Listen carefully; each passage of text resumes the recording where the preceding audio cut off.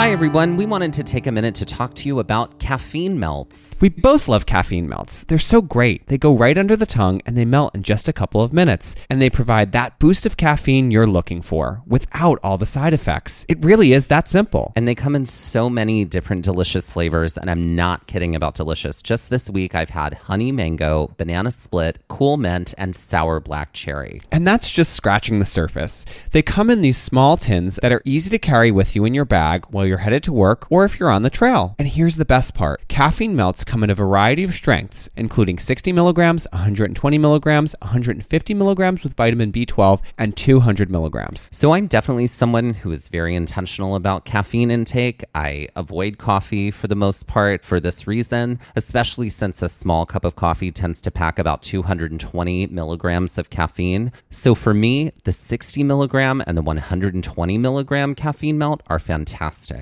It's that boost of energy and focus I need to get going and start the day without all the side effects of drinking coffee and without affecting my gut health. And for most folks, us included, getting your caffeine from a caffeine melt means no jitters, no bathroom urgency, and no crashing. The thing I know that I love about caffeine melts is that it allows me to be specific and intentional about my caffeine intake, and I've never been able to do that before. And we know it'll do the same for you. Right now, if you use offer code GAZE25, you can get 25% off every purchase you make at caffeinemelts.com. That's offer code GAZE25, and that's GAZE, GAZE25 to get 25% off every purchase you make at caffeinemelts.com. Now, go focus and be awesome.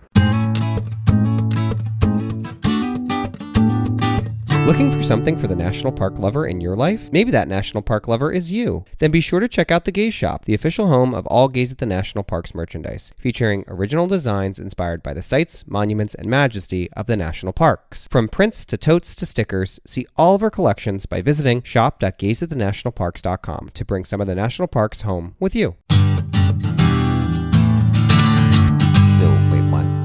He said, I'm not a great guy and you shouldn't want to date me. And then he, through the magic of the internet, MySpace, I found out that he was dating someone else.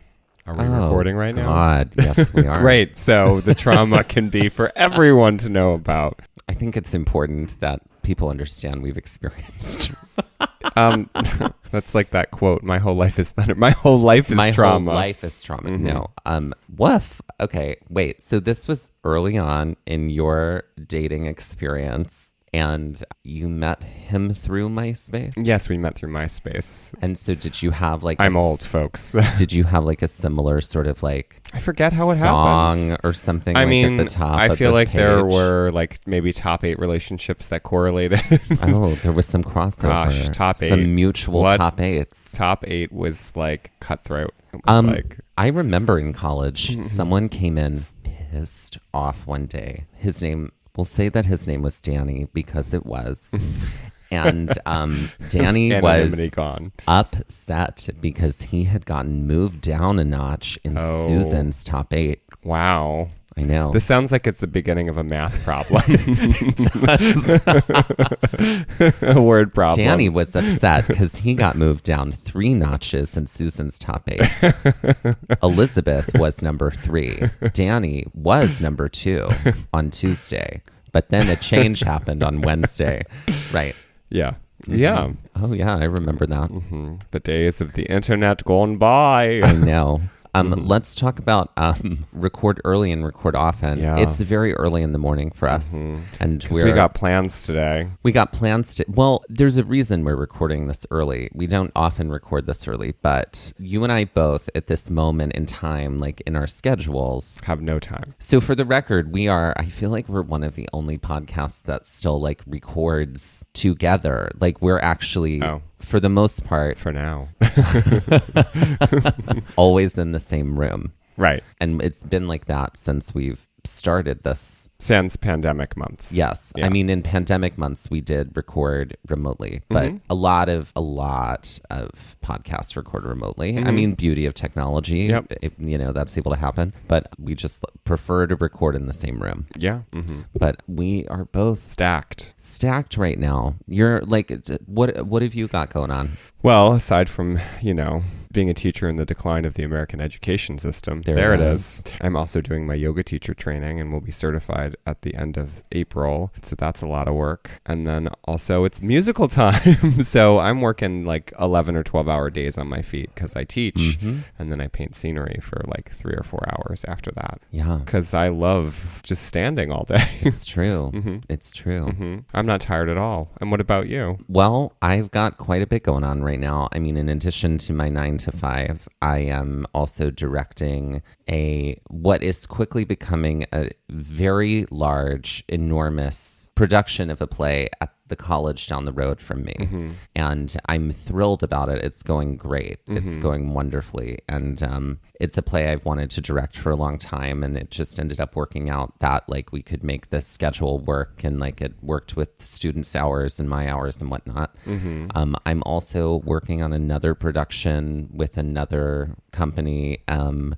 then next week I'm also an actor in a reading of a new musical. So it's like a lot of learning and a lot of preparation and a lot of rehearsal. So it's basically like my days right now are like I do my 9 to 5 job, and then all of my evenings are just rehearsing something. Right. And you know what I'm talking about. I do. And you were like, oh, you're doing a yoga teacher program for a whole year and you're going to lose your Sundays. I don't know about that. And then you were like, hey, I think I'm going to do these 3 things overlapping all at once. Yep. Because when you're a VIP, you don't need VIP tickets. We saw a comedy show last night and the VIPs went in first. And this was the joke we made. We were like, you don't need VIP tickets. You don't have to buy VIP. When you're already a VIP. No, it was like, you don't have to buy VIP when you can live VIP. It wasn't that, but I think we got there. No, we didn't. It sounded better. You don't have to buy VIP when you can be VIP. No, we agreed it was your Real Housewives tagline. Yeah, it was my Real Housewives of Jersey tagline. Middlesex County. Right.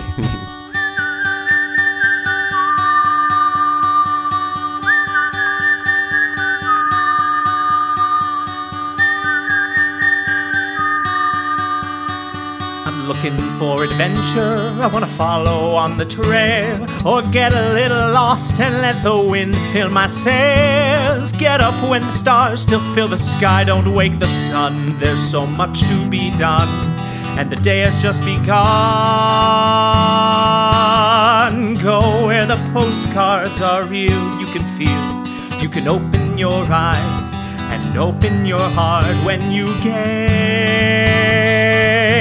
at the national park. Follow you there. At the national park. At the national park. Follow you, I'll follow you there.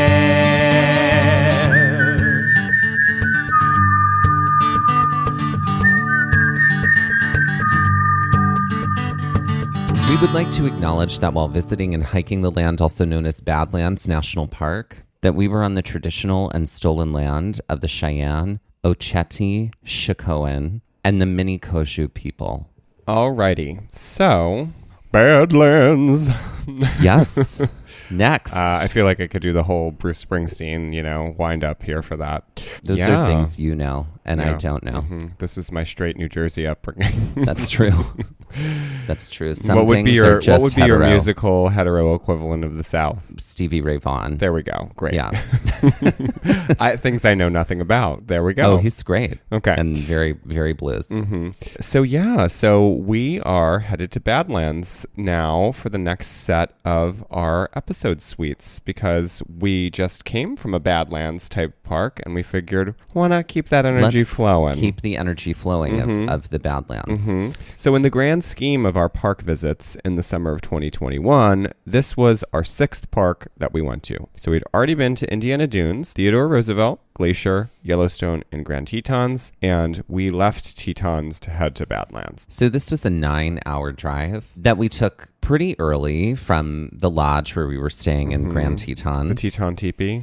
Yeah, that was a wonderful place to stay. Go listen to the Grand Tetons episode to hear all about that, which it did require us to have to like go over the Teton Pass over and over again, which is quite a drive. It was our assumption that this drive was only going to take about 8 hours, but it was more like, it was closer to 10 with stops and the like.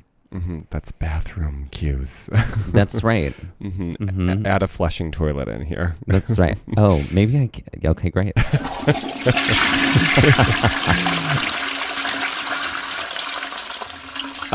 This was essentially a drive all the way east across Wyoming on a southeasterly slant on US Highway 26 before we hit Orrin, Wyoming, and that pivoted us northeast, which took us into South Dakota via US Highway 18. So this route took us through Rapid City, South Dakota. But as we were approaching Rapid City, there was like an intense thunderstorm that was like totally wild. I think you were driving. I was driving and I'm not going to lie, like not... I don't love... I think our phones alerted us that there was weather, which is like, oh, I'm used to like Amber Alerts in the morning, like, which isn't great, but like, that's where I'm used to like an alert sound. Like, this was like, it's severe weather is coming. I do have some trauma about being a child and seeing like really awful weather in the distance. And like... You've told me many stories of this. I did. Specifically on a boat. On a boat. There was a lot of water spouts. And my dad was like, no, it's fine. We'll be all right. And then I was like, no, we will not. So just by the way, this is an episode about trauma. There's just underlaid trauma throughout it. It's everywhere. It's seeping into everything. So, no, the clouds were very ominous and dark. And I was like, I do not know what to expect here. Like in the middle of this prairie, like we're about to enter into like a prairie rainstorm, right? Or a thunderstorm. And I was like, I do not know what to expect. I've never experienced this. I've never been in that little house in the prairie. You've just been Sarah Plain and Tall your whole life. No. So we were checking the weather as we were driving, which was me, and obviously I am because this is my life. We were on Thunder, just bringing that back this season. Yes. But it was so intense that we basically had to pull off into the medium to shelter. And there were a lot of other cars that were doing this. This was like our windshield wipers could not keep up fast enough with how intense the rain was. So it was like, hey, there's a pull off here in the medium. Let's pull off the here. Median, sorry. Not the medium. We went and like checked in with our dead relatives in the middle of the thunderstorm. The median, sorry. I think I've always said medium, honestly. Nope, it's the median. Well, great. Just correcting my language. This is my speech impediment trauma.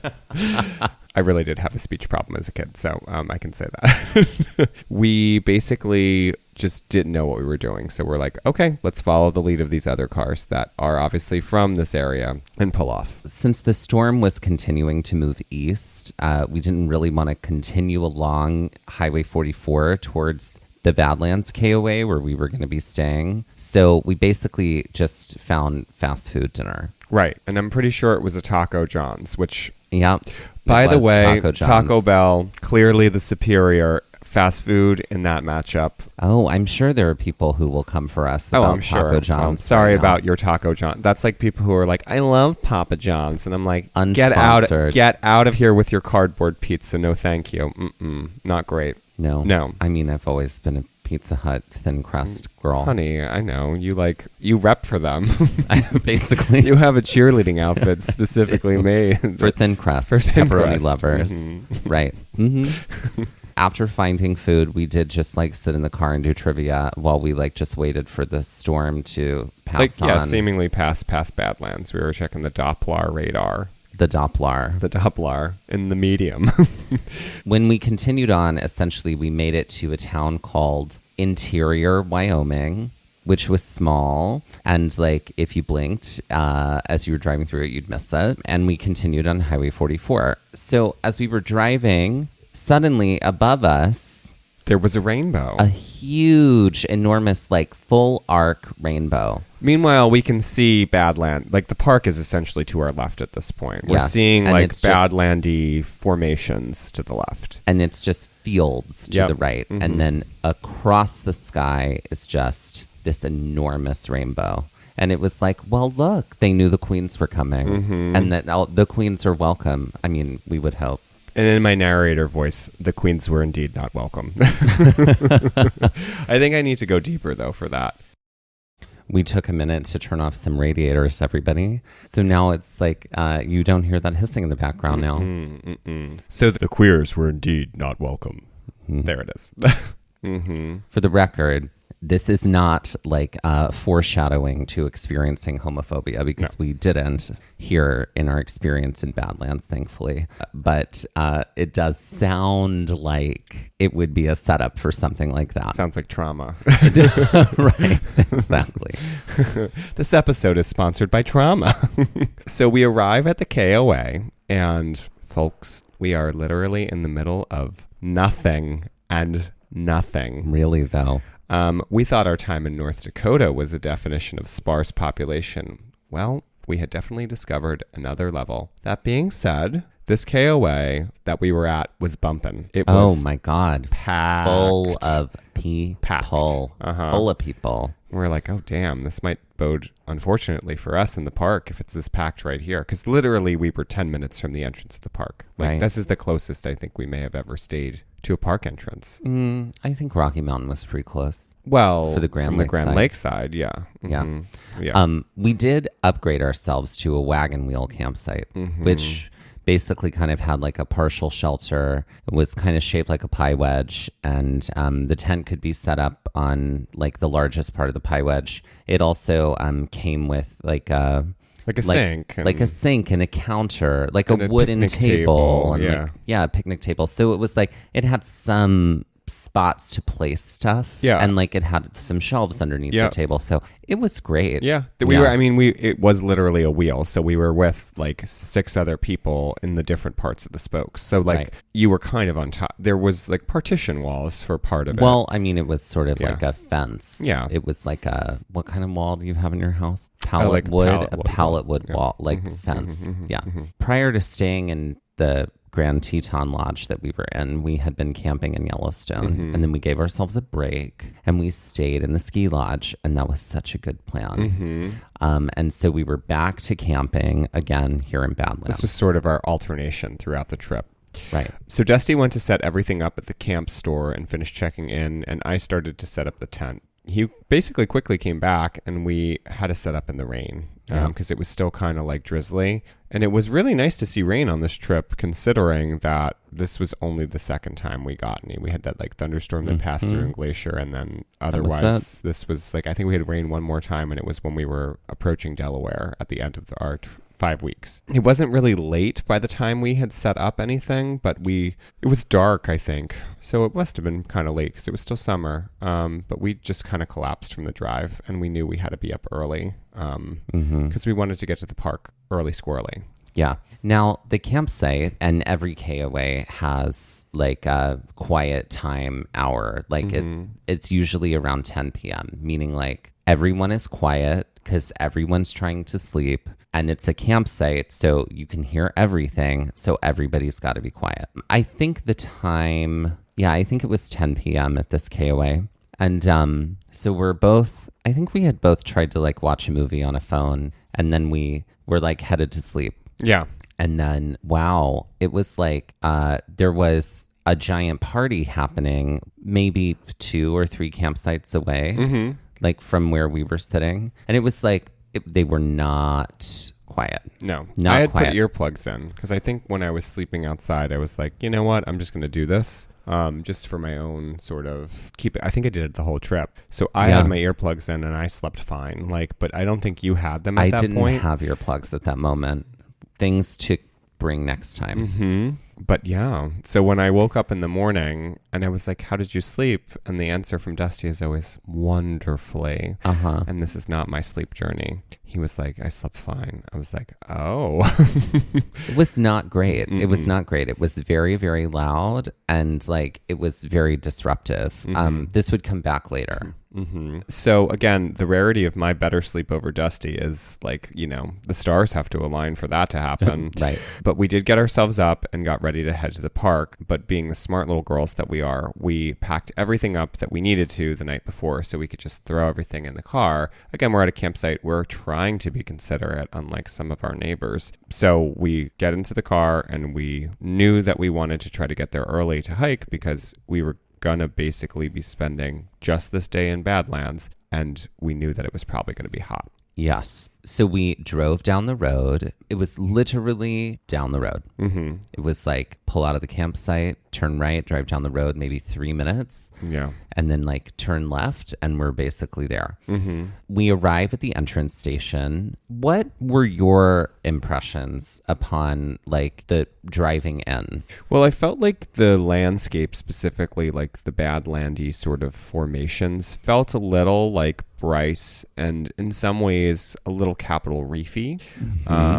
There was a strong Utah vibe without it being Utah. It definitely had that feel. There was also really a lot of prairie and grassland. So it was a very odd mix because Teddy Roosevelt, having been Badlands in our timeline of obviously recording the show, we just were there, but in our timeline of this trip, that was like the first week, and this was like week 3 approaching week 4 probably.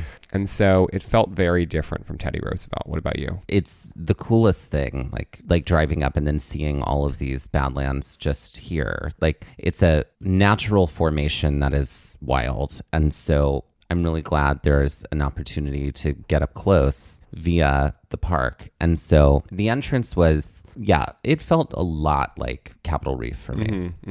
We got a map from the ranger at the booth at the entrance station, and we very quickly realized that Badlands is not a big hiking park.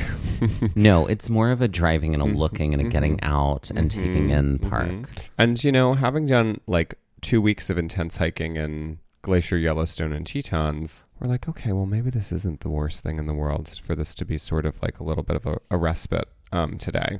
Yeah. Our first stop after we had gone through the entrance station was the Cliff Shelf Nature Trail. This trail is the first pull-off available after going through the interior entrance station. The parking lot is off to the right, and it's fairly big. At that time, we were sort of the only car around. In this moment in the day, the sun was low. There's a decent overlook into the distance that just goes for like miles and miles with weird Badland type mountains in the distance. This trail specifically is short. It was still very early and it was a nature trail. So we agreed that it would be fun to do a light hike to start the day off. So we decided to do it, and we carried very little with us, and we just kept our sneakers on. The trail kind of starts on a gravelly path that takes us towards some of the Badland formations and through some low grassland and eventually juniper shrubs. This is the second time that we'd experienced rabbits on the trail.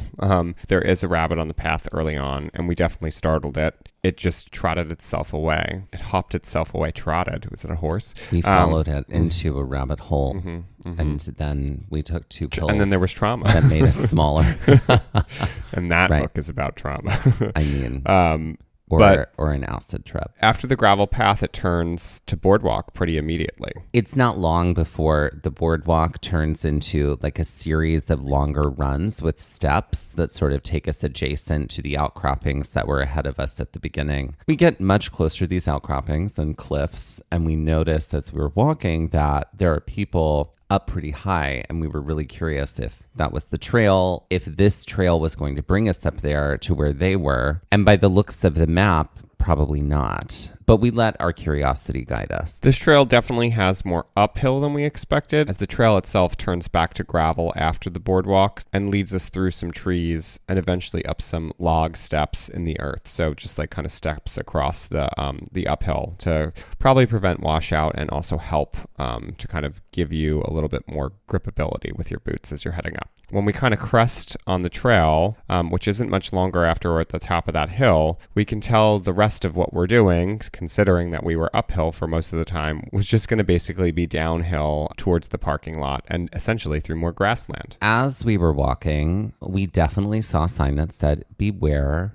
rattlesnakes." How did that make you feel Well, in that moment? I mean, snakes are not my favorite, as we know, Mm-hmm. right? I have said, like, I think I'd prefer a snake to a cockroach, though I don't know. I feel like I know what to do with a cockroach. I don't know that I know what to do with a snake other than run away. Mm-hmm. You know what I mean? Mm-hmm. And then I feel like I'm just going to be chased. Mm-hmm. Yes, exactly. So I will say this. That's your trauma. The only sort of comfort that there was when it came to knowing that there were rattlesnakes was that I was like, at least I would be able to hear if they're nearby. Mm-hmm. With other snakes, that's not the case. Mm-hmm. As we would find out later in Great Smoky Mountains National Park the same summer, though we're going to have to wait a little while for those episodes. Mm-hmm. DM us if you want the deets on the snakes and Great Smokies. Mm-hmm. Mm-hmm. We continued on the trail and it brought us back around to the car, and then we buckled up for our next set of trails, which would cross our path. Or whose paths we would cross. And with that, let's take our first break. One of the toughest things about meal planning is figuring out what to make and how to add variety to your menu from week to week. But with Green Chef, variety isn't just the spice of life, it's included in every box. The both of us love Green Chef for its convenience, ease, and diversity of recipes and dietary differences. From vegetarian to keto to gluten-free, Green Chef makes meals for every diet fast and easy. In the past year, I've really been upping my protein intake and tracking my macros to meet some personal goals. Green Chef makes it so easy to stay on track with delicious recipes and well thought out proportions. For me, I tend to eat more vegetarian or vegan, and Green Chef's recipes have a great mix of seasonal organic produce and unique farm fresh ingredients that are a wonderful addition to my diet. Another big win for us is that Green Chef is the only meal kit that is both carbon and plastic offset. They offset 100% of their carbon footprint as well as 100% of the plastic in every box. As two folks who are concerned about the environment, that is so important. Looking for ways to bring more flavor to your table and exciting new recipes to spark your love of cooking? Then go to greenchef.com/gaze60 and use code GAZE60 to get 60% off plus free shipping. Again, that's greenchef.com/gaze60 to get 60% off plus free shipping. Green Chef, the #1 meal kit for eating well.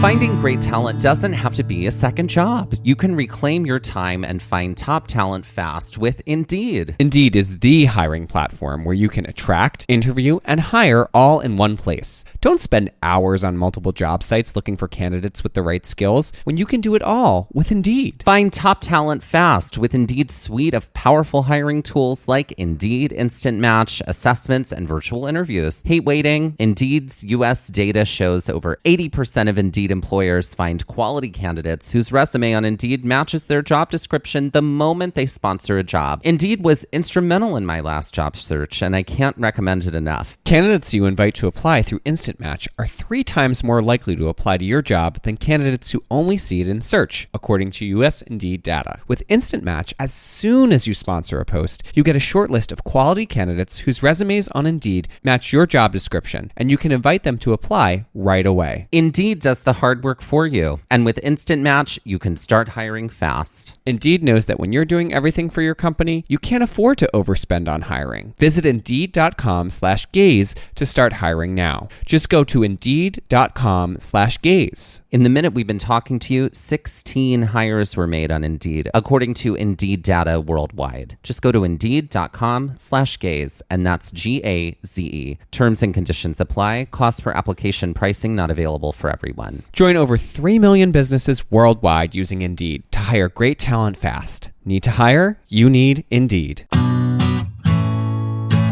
We're playing One Has to Go. And like we say with all of our games, it's been a while since we've played this one. But I really do think it has been. Yep. And that's the other thing we always say.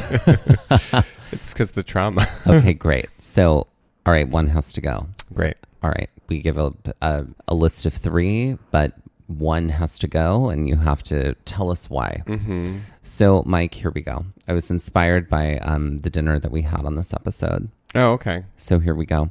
One has to go. Taco Bell, Chipotle, Ruby Tuesday's salad bar. Oh, interesting. Not the same categories, but they're all together here. Well, I mean, Chipotle is the odd man out in the sense that that's not a typical frequenting restaurant That we do on trail trips. I mean, I think it's probably Chipotle, because I will give me all the tacos from Taco Bell. It's trashy but delicious, and God, my mouth is watering. It's like 9:00, and I'm like, I could eat a Taco Bell taco right now. And Ruby Tuesdays ain't going nowhere. Okay. She's gonna be feeding me salad till the end of time. Yeah. Okay. With those little black croutons there and those little sesame seeds. Sprinkle them all on top. They're pumpernickel croutons. Well, that's why I love them, because they're pumpernickel. All right, one has to go, dearest. Wait, hold on. To answer that question, I think I would also. Oh, sorry. No, I think I'd say Taco Bell. Oh, well. I don't know that I need Taco Bell. That's fair. Anyway. Okay. Well, one has... Honestly, here's the thing. I choose my favorite places to eat based on how good the chips are. And Chipotle does have good Chipotle chips. has superior chips to Taco Bell all day, every day. Taco Bell they have nachos, I guess. But you can't just order a side of chips, can you? Yes, you can. Chips and cheese, girl. Well, I would order them and not eat the cheese. No. Because it was Plastic. ballpark cheese. Right? Yeah. Mm-hmm. Great. One has to go for you. Okay, I'm ready. The Container Store, Home Goods. I'm sorry, not Home Goods. The Container Store, World Market, and IKEA. Oh, this is too... okay, this is very hard. Yes, I know. Okay, so the Container Store, World Market, and IKEA. Okay. I'm so sorry, but I have to let IKEA go. I figured that would be your answer. Because I love IKEA, and I have many things from there, but no. No, I could not do that to World Market.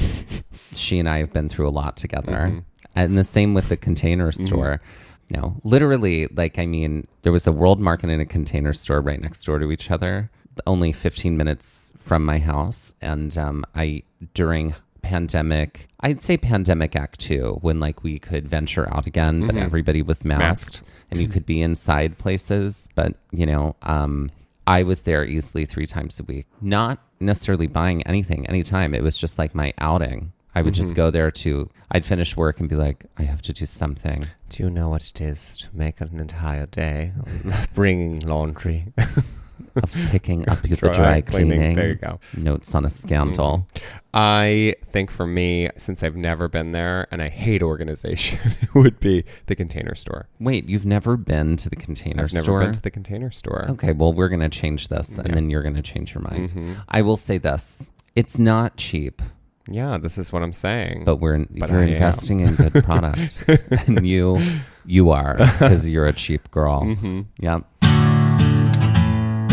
Okay, so we're not going to lie. The next section of trails, while they are short, are sort of the main sets of trails that visitors can come to Badlands to do. And again, this park does have some longer trails, which we will definitely jump on while we're here. But as far as terminal views and wow factor, the window, the door, the notch trail are sort of the bread and butter of hiking in this park. The nice thing about these trails is that they're short and that some of them are pretty accessible with sections of boardwalk. Another nice thing is that these trails, even the longer Castle Trail, which we'll talk about later, all leave from the very same parking lot area, which is a long curved roadway basically in its own right. So we park in this parking area and we gear up, and it's around 8 a.m. at this point. And knowing how high the sun is already, we just lean in and put on all of the sunblock and drink a lot of water to prepare. We decided that we were going to hike the window and door trails first, as they're shorter, and then come back and tackle the Notch Trail. There is this interweave of boardwalks here that take us out to the window trail. And as we're walking out, we definitely spot a shirt that says Faith, Family, Flag, Freedom with, it's the 4 Fs, except for the other one that I don't give. No, exactly. No. And we definitely had a moment of gay panic. Like, it's like, I don't know. It's a very strange experience to sort of like be out in a national park space and see that. And it's like, yeah, of course, people can express whatever they want on their T-shirts. But yes, there's definitely like, the 45 years do certainly give me pause. And, it gives me pause when I see like that shirt probably wouldn't have given me any feeling like 12 years ago. Sure. But not now. Now, trauma. Gay panic. Right. So the window trail is incredibly short in kind of like a laughable way, but it's also accessible, and we get to see very cool rock formations of this area as we walk out. Essentially, the trail dead ends. It brings us to this viewing area that sort of feels like we're peering into Bryce Canyon, just at a much lower vantage point. There were a few folks out here taking in the view as well, but this window trail basically gives us a view right into the door hiking trail area.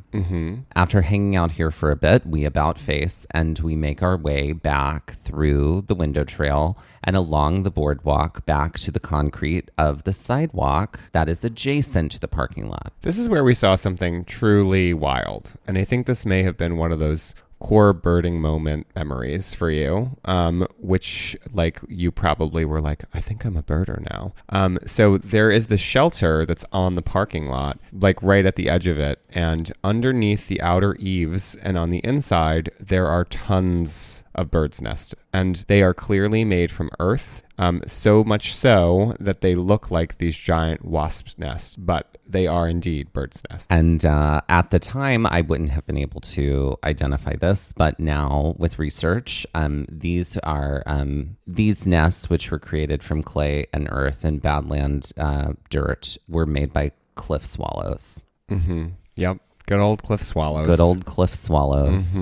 Speaking of birds for a second, in Badlands, it is also possible to see prairie falcons and golden eagles, as well as like cedar waxwings, black-capped chickadees, which, I mean, frankly, you can see almost anywhere, black-billed magpies. And then also there are some like non-native rock pigeons, which are like the pigeons that we see all the time here in cities.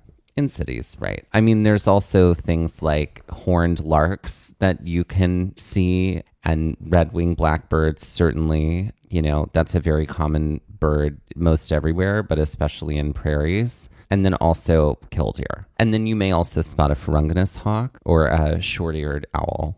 Or if you're like me, you're lucky that you get to travel with a short-eared owl. Haha.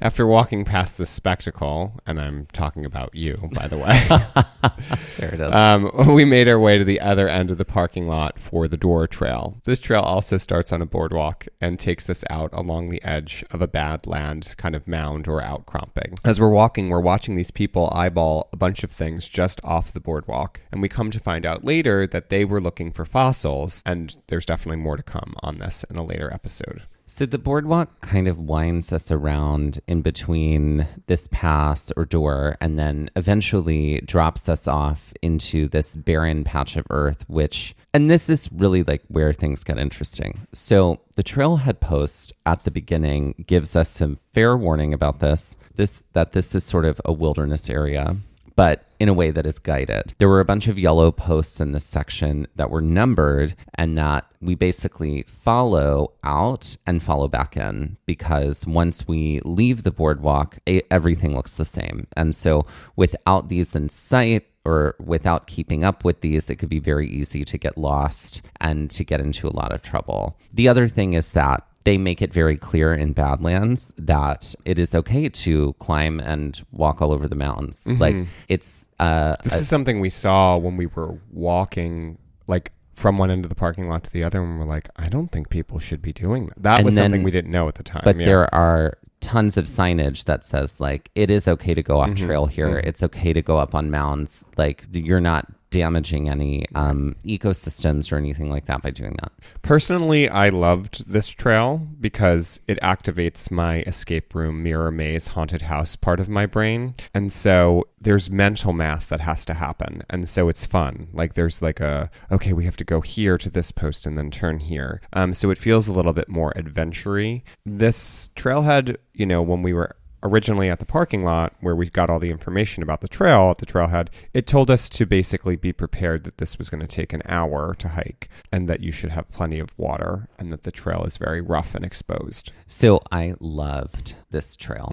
I love doing this. This was an absolute blast. And I felt like it was a way to actually like engage with the Badlands directly. The landscape felt almost imaginary in some ways, and in other ways it felt like drip sand castles that had hardened into stone. It's very barren out here, and there are these large sort of canyons and chasms that you can get up close to, and in some cases, depending on how wide across they are, you actually have to cross them. It's kind of this odd, spectacular wonderland, which is really great, but also incredibly short. It's only 800 meters, which is about a half mile. And I was like, oh my God, I could keep hiking this. It would be great. But what we ended up finding in Badlands is that these intensely intricate and interesting trails were often very short-lived. So much so that eventually, like, we came to a very large end of trail sign, which was clearly marked and meant that it was time to turn around. Okay, so we definitely played photo shoot here in this moment. We took a lot of pictures, and there were also other people there who took photos for us or took pictures for us. We took pictures through them. I'm going to continue to say this, that I want everyone who is out there listening to just take a moment to accept the fact that the photos that other people take of you are never flattering and they never look great ever. So unless they're a professional photographer who understands angles and who understands like how to photograph people from angles that are flattering, like they're just always going to be bad. We definitely have some of these, and it's like we both looked at them and we went, yeah, no. Thanks so much. Thanks so much. God, we're gonna go, sit with letting go of our own judgment. So yeah. The end of this, trail looking into the distance is just this expanse. It's like a canyony gorge. And we really took the time here to enjoy before we turned around and followed those yellow posts back to safety. And with that, let's take our second break. Ladies and gentlemen, please welcome to the stage Dora Windows. Dora Windows. Come to life based off of these trails. Yes. I feel like she has an act with a door. And like she passes through a door and there's like a quick change that happens. Does she sing knock 3 times? Oh, I love that. Absolutely. I mean, it's on the ceiling and on the pipe, but not the door. But I mean, I feel like we can work with it. Yeah. She could also do knock on wood. Oh, she could do knock on wood. All the door knocking songs. Yeah. There's some doors happening here. I feel like she's a quick change artist that Do you uses feel like the it's, door in her act. like kind of like slapsticky, like in that there are lots of doors on stage and like things are happening? Oh yeah, I totally like see people that. are coming out, or like there's a farce. There's a double of her. Ooh, it's a twin act. Yeah. Oh, 2 people bring Dora Windows to life. Oh, I like that. It's sort of like a magic show. Yeah. It's like a magic show. Dora Windows is like a drag magician. A dragician. A dragician. A dragician. The traditional. Who by day is an esthetician. Specializing in sensitive skin. Yeah, I think this works very well. So knock on wood and knock 3 times. She's got multiple doors. There's quick changing happening. So outfits just drop away behind those doors. Someone's there to collect them. Yeah. I feel like her merch is like a deck of cards with her face on one side. Oh, why? That's interesting. Oh, because we're leaning into the magic. Yeah. I feel like she's got keychain, like little, things. Keychain things? Keychain things. Like a keychain, like dongle. Well, help me out here. I can't think of the word. I'm letting you figure it out. Jesus Christ. It's Like, is early it a and piece record of... often. Is it a technology on the keychain? Is that what you're trying to No, think I of? guess it's just a keychain is what I'm saying. Like, It's, okay, it's like an a- enamel pin keychain. Sure, or like a hotel like keychain, like with like a decal on it, and so you can Okay. put your keys on it. Oh, okay. Like that's part of her merch. You just let me flounder there. You I loved it. did. You loved every moment. I did. I'm gonna write I this. love watching your struggle. Yeah, thanks. You're welcome. Yep. No, I'm just going to let you... For let's 10 do years that. of friendship. Mhm. So, ladies and gentlemen, please welcome to the stage Dora Windows. Okay, so the Notch Trail is the last trail that we get to do on this side of the parking lot. It's also the longest on this side of the parking lot. And arriving at the trail is not like the delicious boardwalks of all of the other trails. This is more of a rough trail. And it definitely was not as accessible as the previous three had been. The sign that greets you tells you that it is a, quote, rough trail and to wear sturdy boots, end quote. There are some remnants of the intense rain that we had experienced the night before because there's some pretty big puddles right at the beginning here in low areas. But for the most part, the trail is pretty dry, like your sense of humor. Oh, okay, Mhm. there it is. Mhm. Uh-huh.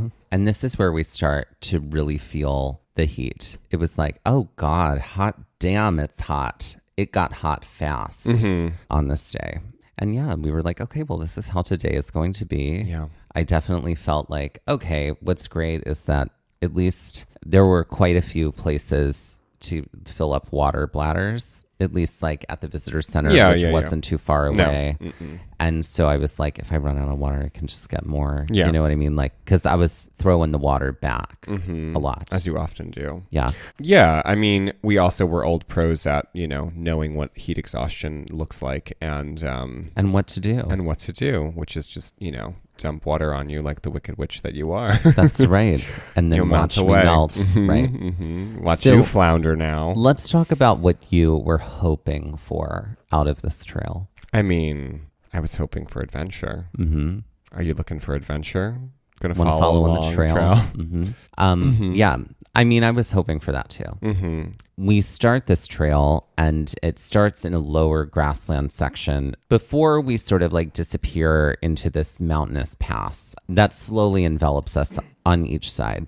And there's some shade here because we were at the low angle and the sun was it was still the morning, but it was getting warmer. But eventually we, are mostly in sun.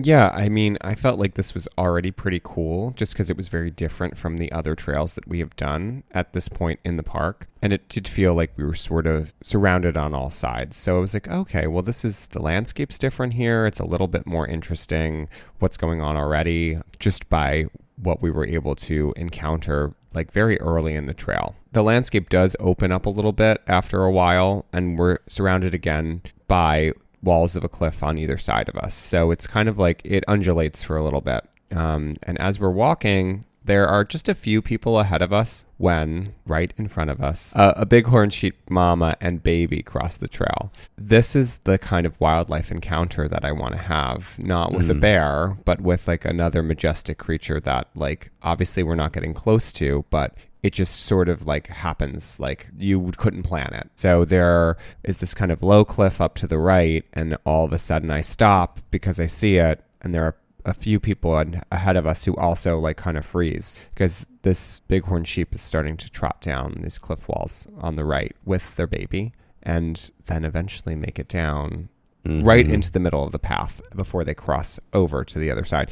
And we all stood here for a good while, like watching what was happening and like really taking in the whole experience of it. Because it's like, I feel like when we were seeing bighorns, when we'd seen them previously on this trip, or even like mountain goats, like those were all very sort of like in the distance. People were very aware that they were there. Like, oh, there's a mountain. Like we had come upon a crowd that had seen a mountain goat. This was like sort of very like naturally happened, and it was cool. It was like seeing those wild horses. It was. That activated my part of it was that part of my definitely brain. like and then silence and just sort of waiting and watching. I know. It was beautiful. Beautiful, beautiful moment. This canyon continues and winds us back through more and more of this landscape. And there's finally some more shade here, and we're all very grateful for it. So after walking for a bit, we come up to the notch part of the trail, which is a sloped ladder. Now, if you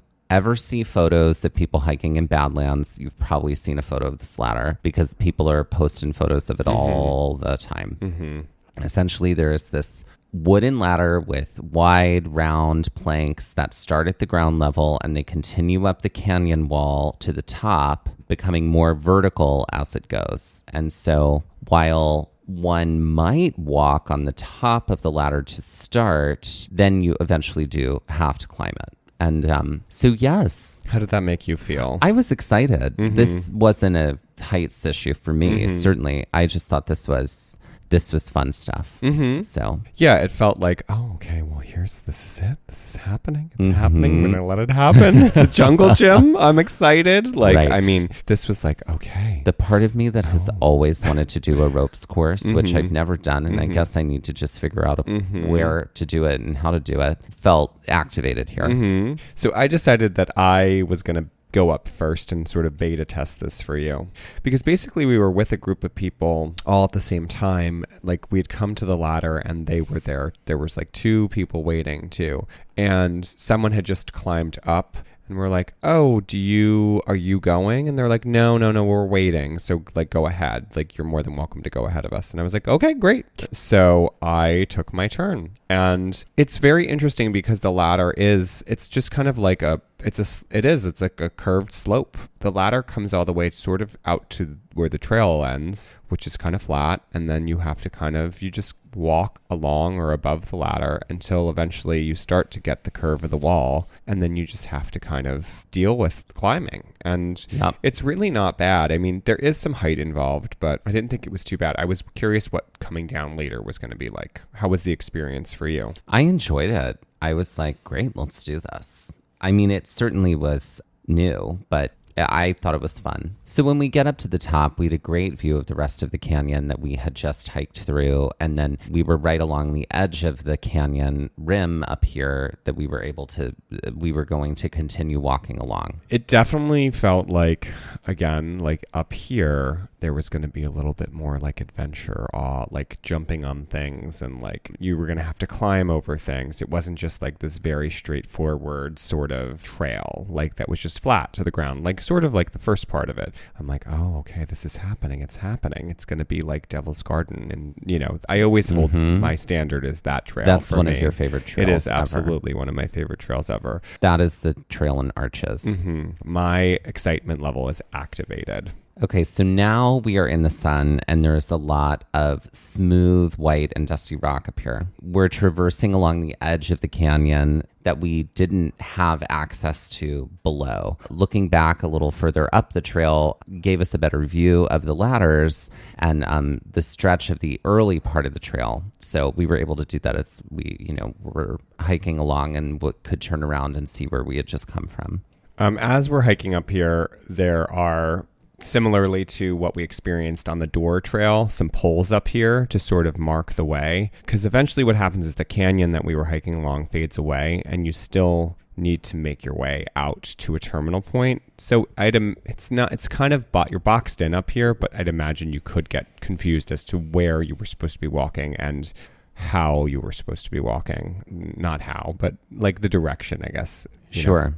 It definitely had the Capitol Reef feel as we were hiking, kind of like the Cassidy Arch Trail in a way. There's a similar section to Cassidy Arch where you sort of like venture off and it's sort of like kind of felt like this. But we continue to wind our way further and further out, following the posts and the guides.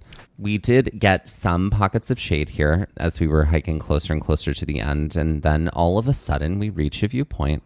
And we look out and we realize that we are looking at the Cliff Shelf Nature Trail that we were just on and that we had just done at the very start of the day. And this was the part where we had seen those people up high. Yeah.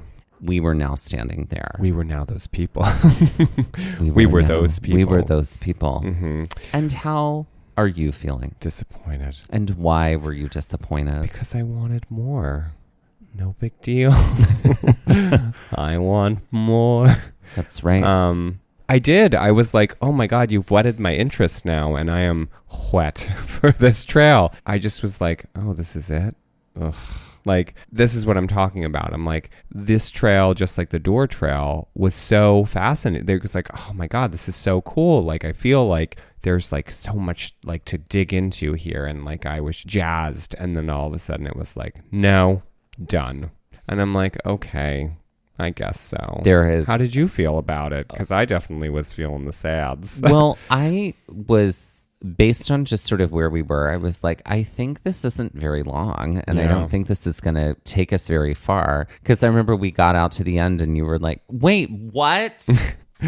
This is it? This is the end? And I went, yeah, this is as far as it goes. Oh, you did your disappointed dad sound. Oh gosh, it's like if I was an action figure, that would be one of the sounds if you'd press my button. That's the sound, everybody. No.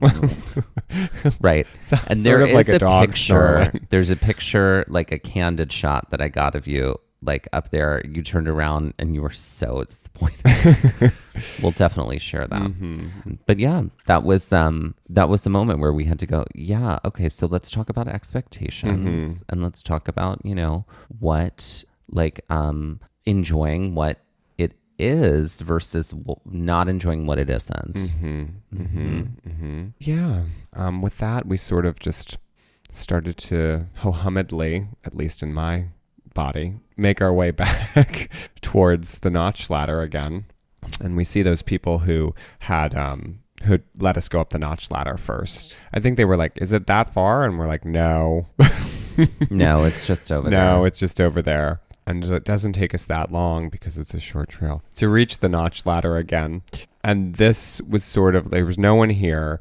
And this sort of like, you went down first and I remember climbed down backwards, but then got to a point where it was like, oh, actually, I'm just going to use this like stairs, and like turned around and like walked your way down like stair steps, which I felt like was a very smart way to go down. I wouldn't do it right away, like going down face out. Right. Like you had to like maneuver that turnaround too. Yes, I did. But it was fine. We winded our way back through the canyon as a steady flow of people were coming in, because this is a very popular trail, hike early, hike often. And then when we got back through the canyon, we went back to the car and we figured out what our next move was.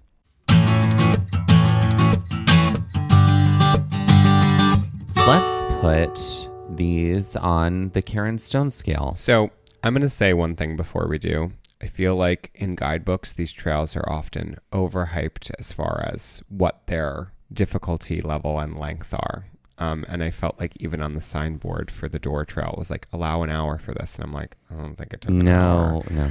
And I'm like, I get it. I understand it. We often have this conversation about like what levels of hiking are and what the experience level is of a person. So I feel like they shoot towards the middle when they're writing guidebooks a lot of the times, and also when they're putting directions on signs for how long some things can take. But I felt like everything here that we read about was, this trail's gonna take forever and it's gonna be really hard, and like I didn't think that was the case. I don't know if you'll know, but Mike has a second job as an announcer for monster truck shows.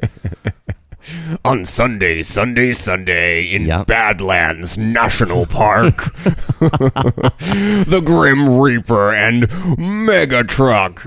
Let's talk about how, as a kid, I loved monster truck shows. And now you're gay. And now I'm gay. The correlation is undeniable. That's how that goes. That's right. All right. So Karen Stone. All right. So the Cliff Shelf Nature Loop. A 3. Yep, that's what I was going to say, a 3. So 6 out of 12. There's a little bit of up and down. It's not totally flat. So 6 out of 20. Okay, the window and door trails. Well, let's separate those. Okay, the window. A 1. A 1, yeah. The door trail, I think, is a little bit more of a challenge. So I would say like a 3 again, but it's a challenge in a different way from what the Cliff Shelf was. Yeah, I still think it's a 3. I was saying 3 as well. Yeah. Okay, great. And then the Notch Trail, I also was saying 3 for this. Yeah. We could throw in a 4 because I think of the ladder. Yeah. But I'm also thinking about other things we've given a 4, and I'm like, I don't know. Yeah, but I think it's also situational in this park. Yeah, okay, I feel like so- of those trails that we did, this would be the 4. Okay. But I don't that's think true. anything was a 5 on this side of the parking lot. No. Mm-mm. No. And so let's end this episode like we often do with some Jeopardy-style trivia. All right, why don't you get us started today, Mike? Great. I was inspired by the window and door trail and the phrase, when God closes the door, he opens the window. What was it? It's from Saved. So yeah, so you can jump out. That's what Mary Louise Parker says. This episode is when God closes a blank, he opens a blank. So I'm going to be talking about, it's sort of like our game Walk Run in that I'm going to give you a clue and you're going to have to, this entity has closed and this thing came after it because of it. So Got it. when God closes a blank, he opens a blank for 100. When God closes at one of these chain video stores that we all used to hang out in the 90s, he opens one of these, a streaming service who used to once be cool about password sharing, but isn't anymore.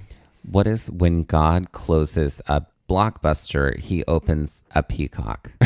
He opens a Netflix. Exactly. For 200, when God closes a one of these, a posh and popular clothing store for our female friends in the 90s, whose name was a girl's name and whose logo had varying upper and lowercase fonts with a splat as an asterisk, he opens one of these, a store that's filled the void, but whose name implies you may always be the legal drinking age in the United States.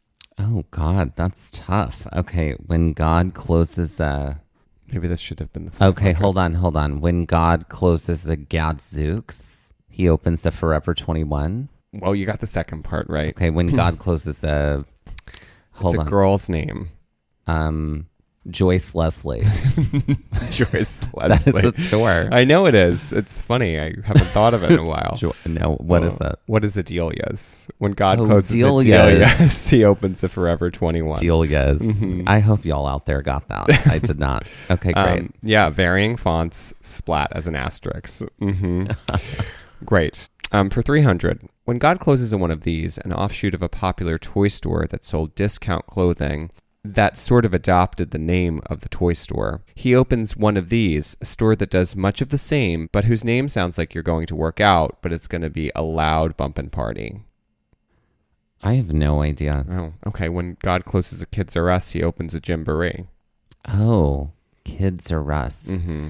I think the discount clothing threw me off. Well, it is. It is discounted. I know, but I guess I was thinking like secondhand. No. Okay. I should have put these later, and I'm sorry. That's okay. For 400, but maybe it's 2. When God closes one of these, a store where cheap shoes was the game. In fact, it was literally in its name.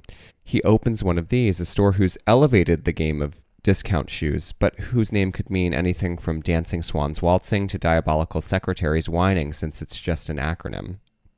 What is when God closes a shoe station, he opens a DSW? Oh, a shoe station. I don't know what that is. Oh, that was in the South. We Oh. had shoe station. What is when God closes a Payless shoes? Oh, Payless Yes, shoes. discounted shoes, cheap shoes, literally in the name. He opens a DSW. Got it. Yeah. All right. And for 500. I hope everybody out there smiled when you heard shoe station. For 500, when God closes a one of these, a home decor store that sounds like you could probably find it by the docks, he opens up one of these, a European import mega store where you can get anything, even a meal. What is when God closes a world market, he opens an IKEA? Something you could find by the docks. The docks. When God closes a Pier 1. Pier 1, he opens an IKEA. IKEA. Pier 1. Mm-hmm. God, they're not here with us anymore. They are not. No. No. Good night, girl. Good night, girl, indeed. And that's when God closes a blank, he opens a blank. So you can jump out of it. Okay. Mm-hmm. All right. I was inspired by the rainbow that we saw. I almost wrote a Jeopardy about that rainbow. Yes. So She was a beautiful girl. This inspired me to write a category about things that are gay and queer there are just some objects in our world that are inherently gay or queer.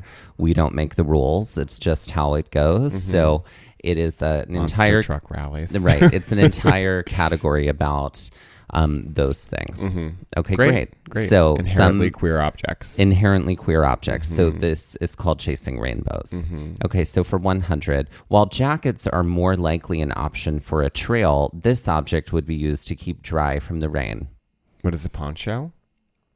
Incorrect.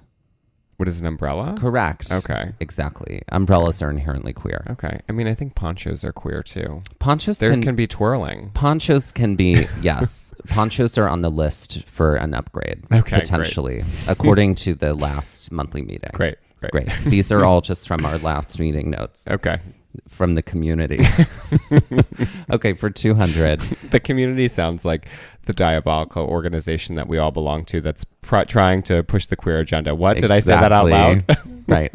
Okay, for 200. This is a very important selling point for a city apartment, no matter the room. Having this clay and mortar type wall will make you the envy of all your neighbors. What is an exposed brick wall? That's right. Exposed brick is inherently queer. Okay, great. For 300, this kitchen gadget is sometimes yellow or sometimes green and aids in juicing citrus fruits. What is a juicer? Like, what's that called? Like, it's a... Yeah, that's what this question is. What is that called? It's like a citrus juicer. Well, there's that, but I'm talking about the hand. Oh, that has a name? I don't know. Does. What is the lemon press? Oh, a lemon press. Yeah. Obviously, Queer. inherently queer, right? Yeah. Okay, great.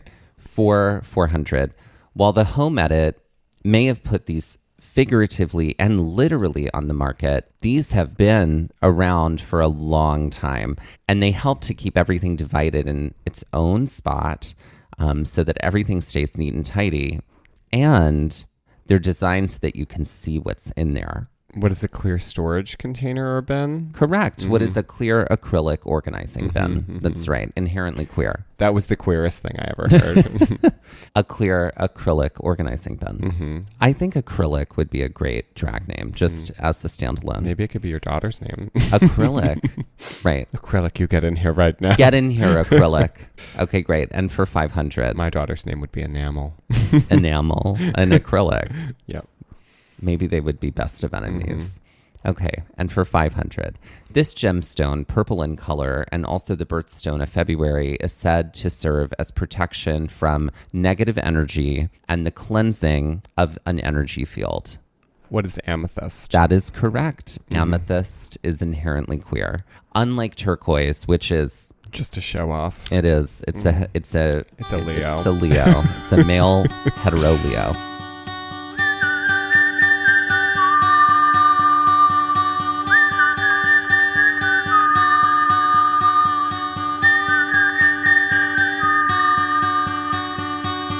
This has been Gaze at the National Parks, the podcast, and we're here to remind you to hike early and hike often, and that adventure is always out there. Gaze at the National Parks was created and is hosted by us, Dustin Ballard. and Michael Ryan. To see images from this episode, follow our Instagram at Gaze at the National Parks. To contact us, email us at gazeatthenationalparks@gmail.com. To find out more about the parks visited on this show, visit our website, gazeatthenationalparks.com. That's Gaze, G-A-Z-E. All original artwork featured on Instagram, on our website, and in the Gaze Shop is by me, Michael Ryan. All original music was written and performed by Dave Seaman and Mariella Klinger, with Sean Sklios on guitar. Our music producer is Skyler Fortgang. This episode was edited by me, Dustin Ballard. We would also like to acknowledge that while recording this episode, that we are on the traditional and stolen lands of the Lenape people, also known as Middlesex County, New Jersey.